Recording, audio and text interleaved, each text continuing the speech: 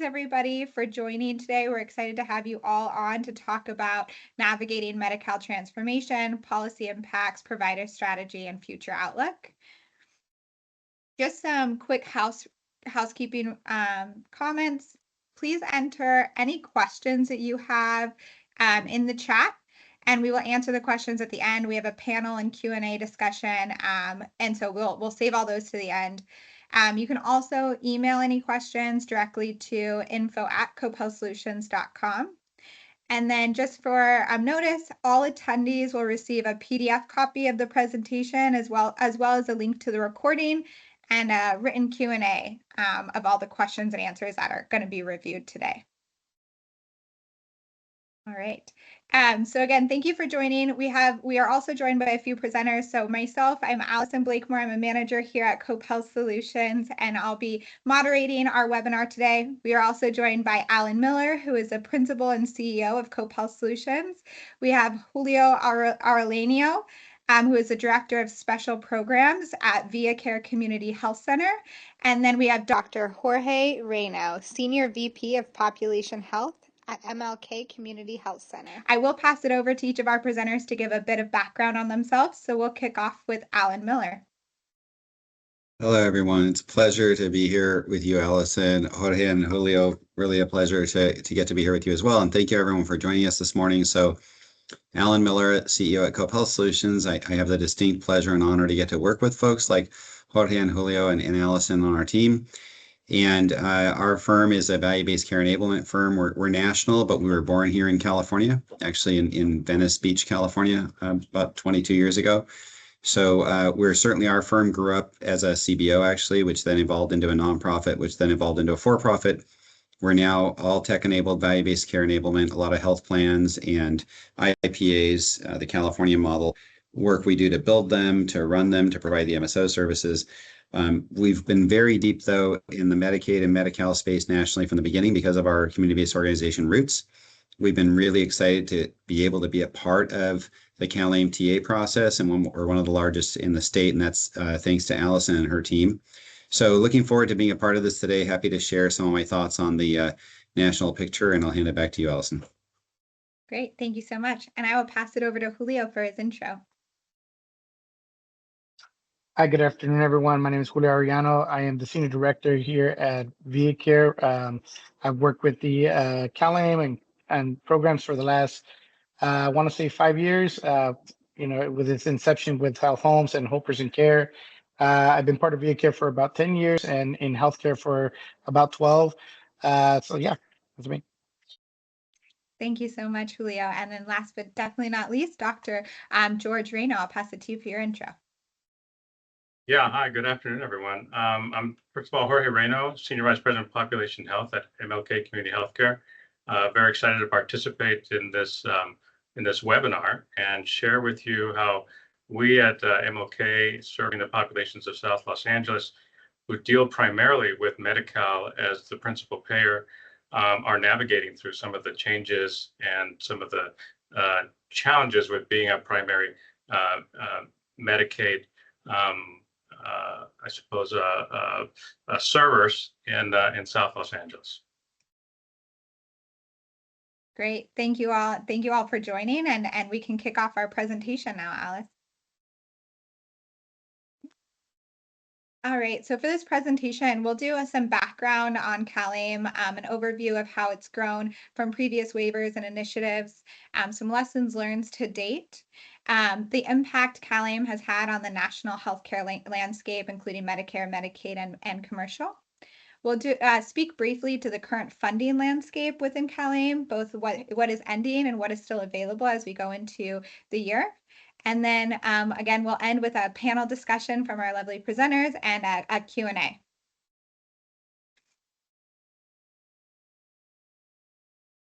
All right. So Medi-Cal Transformation, formerly known as CalAIM, is a multi-year initiative to transform California's Medi-Cal program. It's really focused on integrating social services and clinical care into a center point of contact. It's led by the Department of Healthcare Services, and its goal is to improve the health outcomes for Medi-Cal's most complex, both socially and medically complex members. It's really targeted to specific populations of focus, again, that have highly complex needs. To the next slide. All right, so there are quite a few different initiatives within CalAIM, but for the purpose of this presentation, we will focus on the community supports and enhanced care management. So as of June 2024, there's been 239,700 Medi-Cal members who have accessed community supports. Community support services are services that address health-related social needs, really focusing on housing supports, food supports, transitional service, asthma remediation. The HCS has identified 14 community supports that members can have access to. Members do not have to be enrolled in ECM to access community supports. They can access both of these services independently, though they do complement each other when accessed together. As of June 2024, 244,800 members have accessed the enhanced care management service within CalAIM. Enhanced care management really focuses on providing a single point of contact called an lead case manager for members with those highly complex needs. That lead case manager really coordinates all of the social services as well as the healthcare needs of these members to really provide a comprehensive, streamlined access to care in a system that can often be fragmented. Right. You can go to the next slide, Alice. All right, so as we've gone through CalAIM over the last several years, we have some lessons learned. We have about 5 noted here. So really we want to talk about ECM and PCP coordination. ECM providers and PCP providers still to date seem to be working in silos. ECM is not always integrated into primary care practices as a single service. And so ECM providers are often making referrals into these provider clinics without having direct relationships, which can cause delays in referrals and fragmentation in care. So there needs to be a more, as this initiative grows and as we continue to engage in it, there needs to be a more integrated approach to improving alignment between these ECM providers that are very connected to the community and these PCP providers that can provide direct care for their members. As far as contractual measures, MCPs have focused on holding their providers accountable through contractual performance requirements and incentives within their contracts. There needs to be a process for compliance and monitoring of these contractual performance and initiatives to ensure that providers are aligning with them to ensure seamless delivery of the services.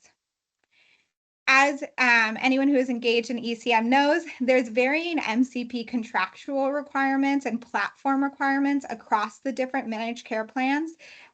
Due to this, it makes it really difficult for ECM providers to streamline billing, data, and workflow development, especially for smaller organizations that are only doing ECM and have not been engaged in the managed care landscape previously. So really centralizing and streamlining requirements across managed care plans and reducing variation will really help with the engagement from the ECM providers, from the FQHCs that we see, the smaller community-based organizations, and the larger provider clinics.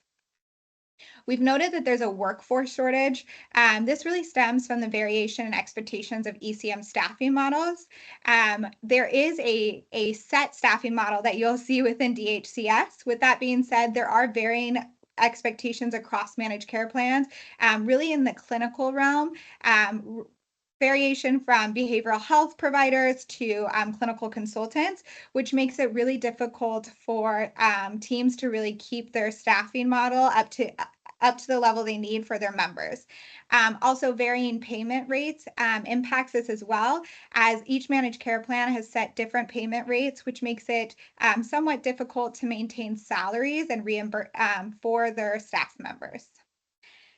And then finally, building community partnerships. So robust community partnerships are important for CalAIM, as it really focuses on the referral, as on the referral impact, both into ECM programs, but also into the programs that members need access to. There are member lists that are shared for ECM providers, but those member lists are not as efficient and don't have the highest enrollment rates. So really having robust community partnerships are how ECM and community supports providers really thrive in this space, because they're able to develop and integrate really strong partnerships for those direct referrals of members. Next slide. All right, so going forward, how we see CalAIM continuing to succeed, most importantly, for those that are familiar with the IPP, so the incentive payment model, this is money that comes from the managed care plans. Previously, it has been done in a grant basis, but moving forward, we see managed care plans shifting these IPP funds into a pay-for-performance model through their contracts. We see these pay-for-performance really focusing on quality and member outcomes, both health and social service outcomes. We have seen this most recently picked up in our Southern California managed care plans, but we expect to see this kind of across California. As far as quality and care gap closure, success on MCP contracts and member outcomes will be measured through the ability to adopt HEDIS measures, close care gaps, and reduce total cost of care. Primary focus of CalAIM is to reduce cost of care by really centralizing a member's needs. So MCPs will continue to incentivize quality and pay providers that help meet these goals. As spoken about previously, really important to streamline referral management, both through closed loop referrals and through strong community partners. So there are a few different closed loop referrals systems that have been kind of in the California healthcare landscape, but really understanding which ones are most beneficial for an organization to help streamline referral management is really important for the success of any ECM or community support provider. California has also made previous efforts in this, which can be seen through the data exchange framework, which helps to share member data across healthcare entities, but continuing to make these efforts both across the state and in Medi-Cal will help improve and make ECM and models similar to it successful. And then finally, as CalAIM continues and as new initiatives come in, it's important to focus on innovative models. So continue to develop and implement innovative programs that builds on the progress that ECM and initiatives before ECM have seen, such as the whole person model. The community integration and coordination model, the CICM model, is becoming increasingly important and also has a centralized focus of coordinating care, especially for dual special needs plans, so DSIPS plans that have that we see within California. Go to the next slide. All right, and I will pass it over to Alan Miller to speak on CalAIM and national healthcare landscape. Thanks so much, Allison. So I think Allison, really did a great job laying the groundwork. At the end of the day, one of the reasons that the managed care plans are beginning to make the change to paying for quality and metrics and gap closure is that quality in Medi-Cal, it has been a big focus and honestly a gap and a challenge for the plans for some time now. As you can see, a lot of them are really under tight scrutiny for missing quality measures. And in managed care, right, managed care is all about having a certain amount of money per member per month to pay for the care, but you don't want to reduce the cost of the care and not achieve the quality metrics. So while the states have all moved to, almost all of them, most states have moved to Medicaid managed care programs like California, the cost savings of shifting to managed care organizations it has to come with quality impacts so that they can see that they're getting good quality for their dollar. And so enhanced care management really is, we think, going to need to move into the mainstream, aligning very closely, as Allison said, with primary care and with the health plan's core quality goals and total cost of care goals. Of course, some quality metrics, right, like readmissions, are also cost of care goals. And so at the same time, of course, we didn't put it in the slides because it's a moving target. But I think all of you are probably aware that the House right now is working on trying to define $880 billion over 10 years in savings, and that most of that is probably going to have to come out of Medicaid. So we know there are certainly going to be much, much more cost pressure and financial pressures on Medicaid and Medi-Cal. And so again, to the extent that this enhanced care management model gets better connected and is able to deliver results on quality and cost, that's where we start to really see the opportunity for states like California to continue to be a leader, versus running into an area where there's lots of programs, right? But the programs aren't necessarily delivering what the state has to deliver. So, the nice thing is that, and having our company having come from this space, health equity, right, and reducing health disparities, basically helping folks who may not know how to access healthy food, who may not be able to afford to access the right food they need, who may have trouble with transportation, right? We all know that absolutely, when connected to really good primary care, and when the folks who are doing the work also understand how to make sure someone gets to their mammography and we prevent things like cancer and heart disease, that's where there is a huge ability to achieve all those goals at the same time. Behavioral health, of course, being another big issue, right, that we all know has grown significantly post-COVID. That's where primary care and the health plan come into play as well, to make sure we get the right behavioral health referrals, right, the right access for our members. Next slide. So this just gives you a feel for some of the budget pressures. I'm sure you all have been reading the paper and hearing the news. The state of California is, even before the federal government does whatever it is they're going to do, right, to drive down Medicaid costs, and they're going to do something, obviously, right? They need a big tax cut. They've been pretty clear about the fact that between the Republican-controlled Congress and the new administration, they're going to go after tax cuts. So knowing that's going to happen, and then knowing that we're already having to borrow money just to pay for Medi-Cal today, right? There was some of the news about the borrowing for March. Again, we all know that there is a challenge with the model. And so the question is, how can we all help, right? By integrating this really high quality care management model into primary care and really helping the managed care plans to achieve quality and total cost of care objectives. Because if we don't, right, it's not sustainable, and neither is Medicare. We all know that. The good news is we're here at the table and we all can work to try to improve it. We can't create money for the state. That's not something we're all qualified to do. Next slide. So this is a bit of a Medicaid waiver comparison just in the state of California. So there are, I don't know how familiar folks are with Medicaid waivers. Medicaid waivers are a way for, and there are other waivers than just Medicaid, by the way. There are different types of waivers, not all of which are Medicaid. But the waivers are an opportunity for states to work with CMS, Centers for Medicaid and Medicare Services, to experiment, right, to try innovative new models. Now, the truth is that sometimes these waivers are also opportunities politically to provide money to states.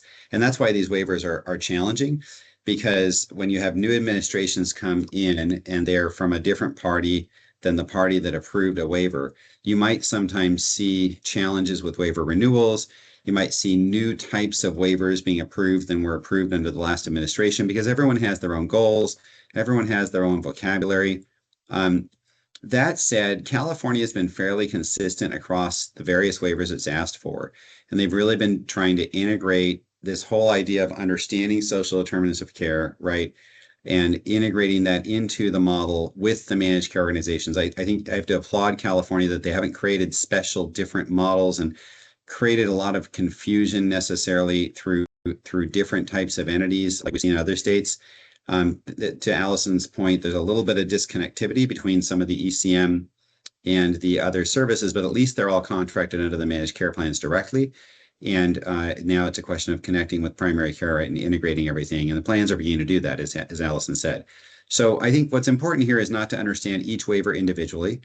The feds did come out recently and say that they are going to re-examine all waivers that relate to social determinants of health. So we expect that they will. What that means is not clear. That said, the other thing to keep in mind for folks who are worried about changes to waiver funding and waiver programs related to social determinants of health, North Carolina was one of the first states to integrate some of the social determinants of health and support services into a waiver. So, these aren't Democratic or Republicans' ideas, that despite how heated the partisanship gets. It really is. These are pretty common ideas. So the question is really, again, how do we integrate these into a care model, right, and a managed care model that works, and where we can really begin to try to reduce total cost of care more for the state. Next slide. And then the other thing to look at is that, like I said, nationally, this is happening well outside of California. It's happening in Republican and Democratic states. I hate saying that. There's not really such thing as a Republican or Democratic state, right? But states that tend to have a lot of voting, right, that leads you to see Republican Party leaders or Democratic Party leaders. But this is not something that's isolated to California. This is not a flavor of the month. It's not some special program. CalAIM technical assistance to support this is a special program. It'll go away. But the whole point is to build some of the enhanced care management and the CS services, right, food and transportation and housing navigation into the managed care dollar to really ensure that we're able to use these things to achieve our quality objectives and total cost of care. And we're not alone in California. And that's good, because that means when CMS is looking across the country that, Dr. Oz now, as he takes his seat, we're not going to be an outlier. And so we'll be able to have some kind of a common messaging will start to come out from CMS that is not likely going to say, stop doing all these things, right? They're probably going to demand that these things start to generate savings. Next slide.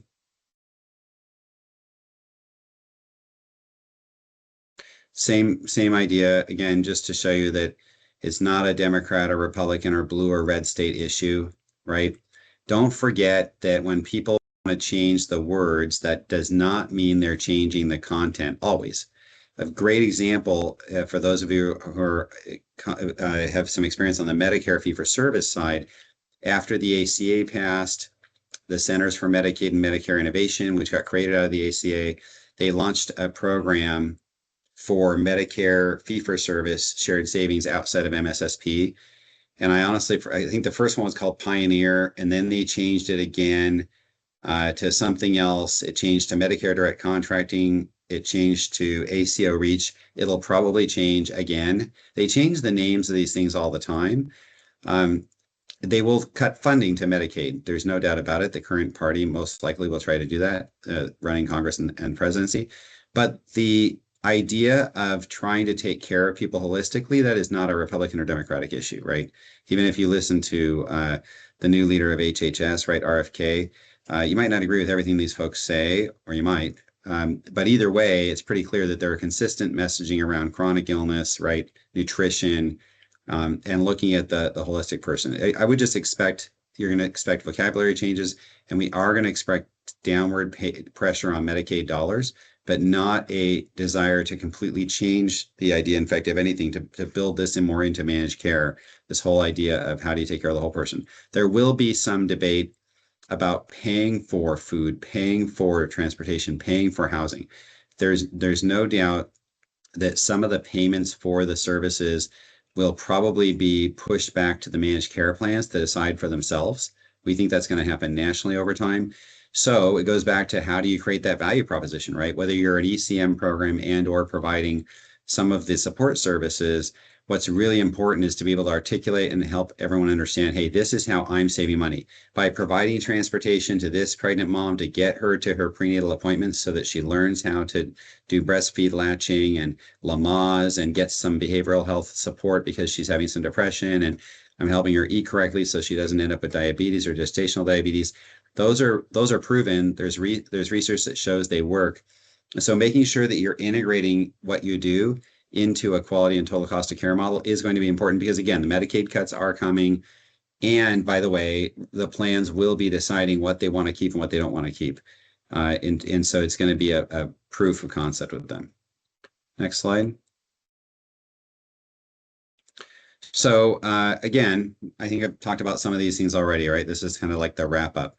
There's also some really exciting good news in California for folks who've been working really hard, and we've seen a lot of you doing some great things with enhanced care management and some of the support services, is that number one, as the financing cuts come down the pike, however it comes, right? Whether they change the what's called the FMAP, right? The match that the feds give the states, because Medicaid expansion had a 90% match. However, these cuts come down the pike, there's lots of different ways that the feds can make that happen over time. We will probably see some localities step up, particularly in California. We'll see states and localities work to find other ways to fund some of this. There will likely be opportunities for additional waivers. They might not come with new money, but they may come with some flexibility that helps integrate various services or break down barriers that we see. Certainly, again, like I said, cost effectiveness and outcomes. So everyone should be working to ensure they have good documentation of the return on investment. Why is it that paying for your enhanced care management, these various CS solutions, what is the upside I'm getting? What's the total cost of care and quality I'm getting? And then California, what's not going to change in California as well is that in 2026, all of the what's called the local initiative plans, the county operated health systems, they're all going to have to launch what's called DSNP, which is the dual eligible special needs program, meaning everyone who's Medicaid, Medicare eligible, those plans will have to provide products for them. There will be greater enrollment pickup with those plans. Those plans are all the Medicaid managed care plans, like Medi-Cal managed care in California, right? So what we're going to see is we're going to see everyone who's been paying for ECM and CS, now they're going to be launching DSNP models for the most complex sick folks. And there's a new program called CICM, which is basically, you can think of it as ECM for duals, that'll be launching in 2026. So there'll be a lot of opportunity, I think, for folks to think about how do I expand beyond the Medi-Cal managed care I've been taking care of to also support the duals through a CICM program. And again, the evidence I'm generating around cost reduction, total cost of care reduction, and quality, how do I bring that to the new DSNP managed care populations that will be coming online?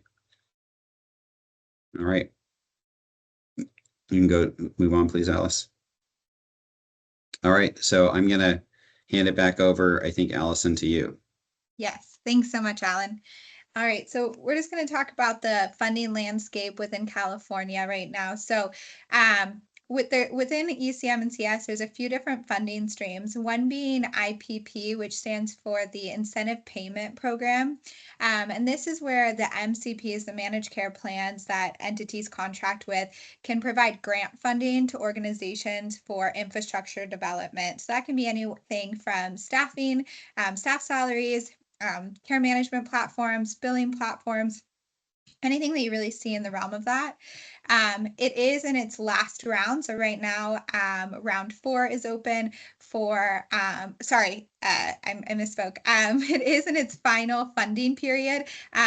It was set to end at the end of 2024. It has bled in a little bit to 2025. And then with the remaining funding, as we stated previously, it will slightly go into incentive payment models. So now the managed care plans will do incentive payments for quality outcomes with any remaining IPP dollars.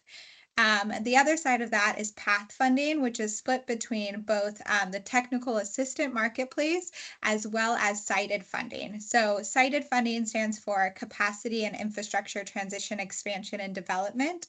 And so cited is in its last round of funding.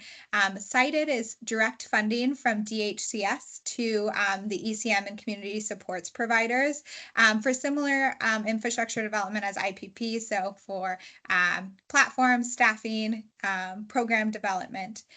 And then within PATH, there is also the technical assistant marketplace, which will go through 2025 and into 2026. The technical assistant marketplace provides access to different types of organizations that can help these entities, the ECM and CS providers, do some program development from staffing model design to workflow development to direct training to contracting support, community support, partnership development. So really, when you think of anything as far as a process or a process or a workflow, that's really where the technical assistant marketplace can be accessed. Anyone that qualifies as an ECM or CS provider can access the technical assistant marketplace.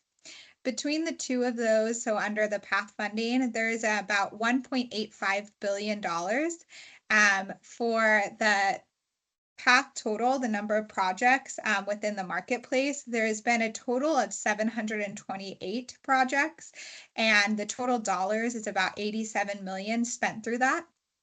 For the cited awardees, there's been about 421 organizations awarded cited funding from previous rounds, and that equals to about 495 million. So there's still a significant amount of dollars from the 1.85 billion left between both the technical assistant marketplace and through the cited grant funding. Go to the next slide. All right. So as I stated, the TA marketplace will really run through, or is set to run through 2026. As Allison spoke to previously, there are changes in the landscape that we don't know that we expect to see, but we do expect to see the TA marketplace really continue to run, and have not seen any concerns with that being pulled back. Cited funding, as I stated, is really going to end in Q2. Applications are set to close on May 2nd. So if you're an ECM or SES provider, it's important to get those cited applications in. The TA marketplace allows you to access a vendor for that, to write your grant applications and to access that funding. We expect those awards to come out at the end of 2025, and awardees can expect to have that money probably in 2026 is when we see the first payments coming. Again, IPP is set to end within this quarter. Any remaining money will transition into that incentive payment models through contracting. Right, we'll go to the next slide. All right, so this is really focused on the TA marketplace, the cited and IPP, and where we see some of these projects impacting not just CalAIM operations, but overall quality and program operations. So, if your strategic objective is to measure and address health equity and SDOH, there's projects within both cited, IPP, and TA that can help you understand how to risk stratify your members, how to collect SDOH data, and how to produce that into actionable reports. As far as increasing your value proposition to payers to deepen your VBP alignment, there's really projects that can focus on quality and care gap closure initiatives, some that focus on the clinical data exchange and reporting, so understanding what data you have internally and how you can optimize that for reporting capabilities. As far as lowering avoidable utilization for risk-based arrangements, again, really focus on the data analytics. So there's opportunities to utilize a vendor or to utilize grant funding to improve your analytics, to identify and engage high utilizers. There's also, again, opportunity to leverage funding to understand and improve your capabilities to risk adjust your members in order to understand caseloads and need for your members. And then if your strategic objective focuses on expanding reach beyond the clinical setting to impact SDOH, there's obviously opportunity to utilize different types of care models that focus either on ECM, which is for your highest need populations, to integrate community health workers, which is a portion of the CalAIM initiative that we haven't really gotten into, but they really help to engage your more community-based members. Community health workers are members of the community that have a unique ability to connect with your members. And then finally, if your strategic objective is to expand your workforce and care team, as we stated, there's funding within cited and IPP to access funding for salaries, to expand the use of mid-levels within care teams, to grow your care coordinators and navigators, which will again help you and expand your outreach and engagement with a larger number of members. All right, so to access the TA marketplace, as I stated, anybody who either has an attestation or is contracted. So an attestation means you are in the process of contracting or interested in contracting as an ECM or community supports provider. So anybody that has an attestation or a direct contract can access the TA marketplace. The first step is becoming eligible through that contract or attestation. The TA marketplace has its own portal, which ECM and CS providers would need to set up. You would then develop a marketplace project application, which our team works with a lot of organizations to do. The project scopes really focus on the gaps within your own organization. So if that's staffing model design, workflow design, contracting, we work with different entities to understand those gaps and support the development of those project applications. Through the marketplace, the vendors submit a formalized scope and budget. All scopes and budgets are monitored and approved by DHCS and paid out by DHCS. So the TA Marketplace is a free service, which is an added benefit to any ECM or CS provider, fully covered through that $1.85 billion initiative I spoke to previously. Perfect. And I can go to the next one. All right. So that ends kind of our slides, but we will transition over into our panel discussion where we have a few questions we'd like to go through with our presenters. All right. So to kick us off, I would love to hear about how your organizations have been able to leverage CalAIM's program investments, developments, projects to enhance your member care and improve your overall efficiency. And I can pass it. Just saw you come off mute, Jorge, so I will pass it to you. Oh, I'm happy to start. Perfect. And thank you for that excellent overview. What I can share is that we as an organization have really embraced the opportunity to utilize enhanced care management and community supports through CalAIM. In essence, we've done so to really improve our quality. We see that, but ultimately, just to provide better care. We know that so many of the issues, in particular health-related social needs that often are barriers and impediments to receiving care, tend to be amplified in the population that we're treating as compared to other payer groups. And so many of those issues have to be treated outside of the encounter and the provider engagement. And so this allows us to have a sufficient number of care coordinators, community health workers, the connections with the community-based organizations to really address some of those and try to improve not only the quality, but the access and the overall care that we're providing. Great, that's wonderful to hear. Thank you so much, Jorge. And I saw Julio come off mute, I think, for a second, so I also can pass it over to Julio. No worries. I think for our organization, it kind of has aligned with our growth because, again, we're only about 10 years young in this organization. ViaCare has become a staple in East LA.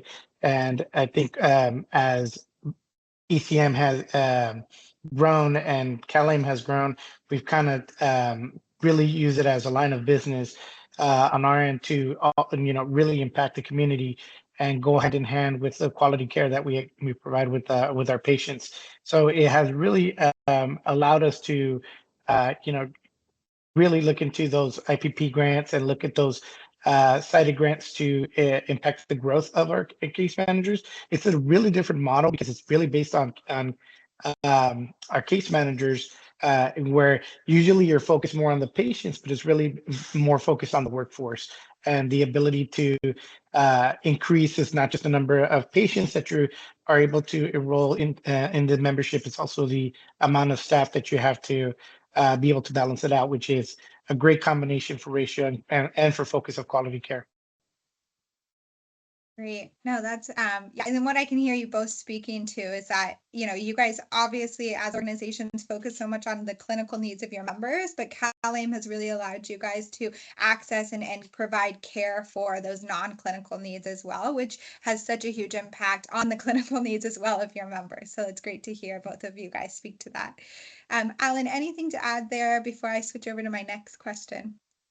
Well, I think just a quick, I'll let you ask your question, Allison. Maybe just a quick follow-up for Jorge and Julio, right? Because I think I do see organizations, MLK in South LA and ViaCare in East LA, as absolute leaders in serving the community, right? Everyone in the community, and serving them in a culturally competent, but also really focusing on quality and total cost of care way and with challenging circumstances.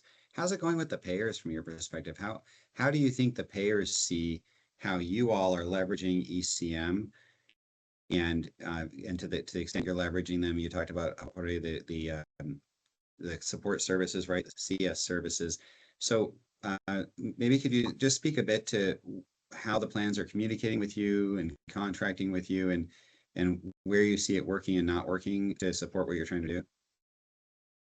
Yeah, that's a great question, Alan. And I will say that since the start of these programs and getting in on the ground floor, working with MCPs, managed care providers in these programs, they have learned and we have learned. And so it has evolved, I think, to essentially what I think is a better system that's developing.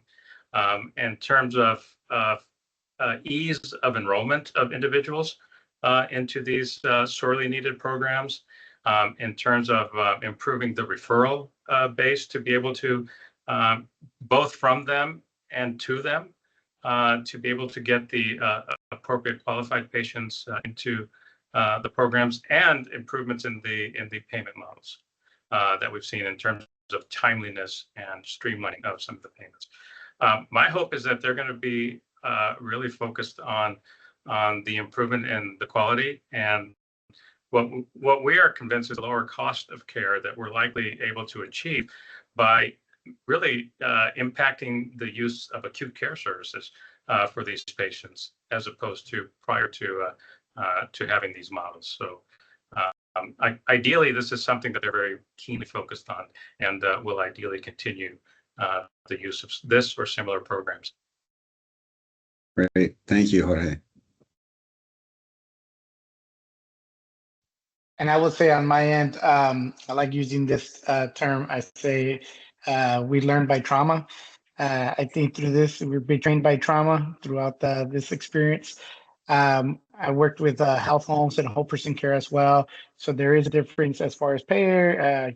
Health homes have a different model, and so did whole person care. Coming into ECM, I think that we have evolved, come a long way from what we started and where we're at. The ultimate goal always as always is being there for the patients and the quality care that we provide, and then putting that first. I think beyond the conversations that we're having with the MCPs and the state, I think there's a lot of work that goes into both these programs, the ECM and community supports. That's still not visible at that end. But I think it at the end of the day, with the payers, I think that there's a lot more that is coming down the way, but I feel like it's going to get to a different level, and hopefully be more impactful for the other services that I know are coming down this path.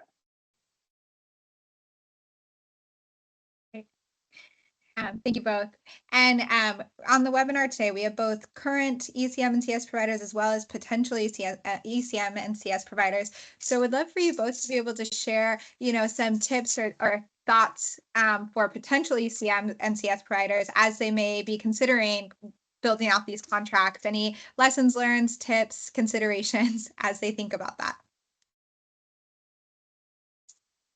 Yeah, I'm happy to. In terms of tips and recommendations, I think it's very much a useful exercise for anybody who's considering this, is to identify the gaps that you think these programs actually might fill, and the challenges that this may overcome. So, and I'm talking about gaps in, perhaps it's in management of chronic conditions.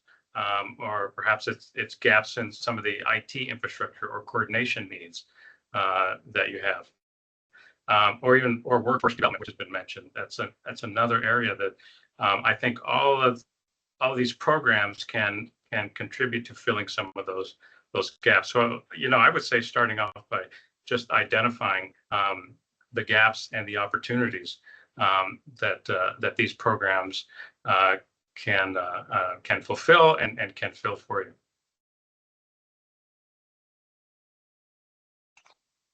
I think from my end, I would, we scaled up, I think, on our membership. I think being very realistic with that would be my tip, to be realistic with the bandwidth of your opportunities that you have in front of you. There's a lot of populations to focus on that you can try to capture, but be really realistic with what aligns with your organization, what is feasible I would say within the structure, I've met with several organizations that have from 100 patients to 2,500 and more. But really understanding your bandwidth and focus, because at the end of the day, the quality is the important part in this aspect. And then taking advantage of your TAs, definitely take advantage of these the past TAs. I think that really was a game changer for the entire programs, and setting up an infrastructure for support. Yeah, I would add some of what we see both for ourselves as an actual provider and then doing a lot of TA with other folks. Get ahead of the fact that we know the plans are going to start to pay for quality, right? Some of them have come out, IEHP, for instance, HealthNet, they've come out with what their quality payment models are going to look like. There's you can ask folks like Allison or her team and others, they have access to that information, right? And so as you go to launch, for instance, an ECM program, thinking about how you're going to demonstrate and collect information and demonstrate gap closure for some of the quality metrics and impacts on cost. Are you getting everyone into their primary care doctor, actually into an appointment with them in the first month, and then coordinating with them to close gaps, for instance, right? Those are going to be really critical issues, I think, to keep in mind. So following along what Julio said, thinking about how quickly you scale, but building that foundation so you're training people up and putting your data collection and data management systems into place at the beginning so you don't have to go through the pain later. Yeah, all great, really great points. And Julio, to your last comment about the TA, you're leading into my next question, which is really would love to hear how you guys have been able to leverage TA, marketplace cited, or IPP to help you guys build out these programs and the impact it's had on your ability to grow quickly. Pass it to you there. I think for us, we definitely take advantage very early on, because we were part of the onboarding with Health Homes. We were able to get that information early on, get a sense of what ECM really was, the work that ECM is. We took advantage of again staffing. Staffing was very key. Setting that infrastructure. If you don't have the staff, it might seem case management has been around for quite some time, right? We're not reinventing the wheel, but ECM is definitely a different way of doing case management, and it does entail a lot of work and a lot of different infrastructure. So if you don't have those infrastructures in place, you're going to be going through a lot of growing pains, with reconciliations and different things that different plans have here in LA. We have 6 different plans, 6 different ways of working with them and understanding how they want this information and how this information scales up to the state. But taking advantage of those cited and IPP funds definitely supported us in our infrastructure. As far as TAs, I think we're still learning a lot of the TAs and the things that we didn't realize that we can do.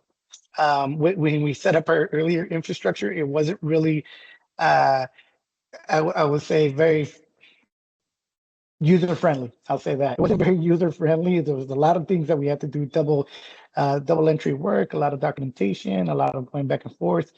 So I think now that we have the support from different organizations, I think that has really helped us focus on the things that we need to focus on and get that additional support, that we can focus on the case management, focus on the management of the teams, and really put that infrastructure down. That's great to hear. And I don't think you're alone in those complications either. I think every organization integrating a new program has kind of encountered the same, especially with enhanced care management having its own level of processes, expectations, and contracts. Definitely can be complicated. Dr. Reyno? Yeah, I echo a lot of what Julio said. So we've taken full advantage of Pat's cited, the IPP opportunities and the TA as well, in many of those ways to build the infrastructure and support us during the staffing up and the training. But one other area that we are using the TA for is to help identify activities and functions and work that we were probably already doing that is potentially can be reimbursed to these models that we didn't realize, essentially. So that's actually going to turn out to be a very refreshing and important component also. in terms of being able to from utilizing the marketplace. Yeah. That seems really critical, Jorge, right? Especially with the pressures that are coming. It sounds like you guys are very well aligned around driving down total cost of care, getting them MCOs to pay for it, and of course along the way, right, pay for what you're doing now to help build toward that. I think that's a winning formula. I'm sure it's not as easy as you make it sound. Well, fortunately, there are these mechanisms that once we identify them, ideally, we can make it very sustainable. That's fantastic. Right. And we do have a few Q&A questions that came in. So I will start with one of them that states, what will be the impacts and changes we will see from those home health and hospice patients, and what, if any, patients will it have on the assisted living waiver? So I think this individual may really be focusing on the community supports and the transitional supports that's offered within those, as well as obviously the enhanced care managers that kind of have to work in coordination with them. I'll pass it over to any of our panelists. I'll let Dr. Reyno go first. Okay. I like sure. the vibe we're going with. Yeah. I'll be quite honest. From the assisted living component, the areas that we have really focused on, for the most part, is having to do with our unhoused population. So we have a significant unhoused population, and we even have a street medicine program that our health system supports. And so through community supports, part of our measures of effectiveness are how effective are we? What are the numbers that we're able to actually transition into housing?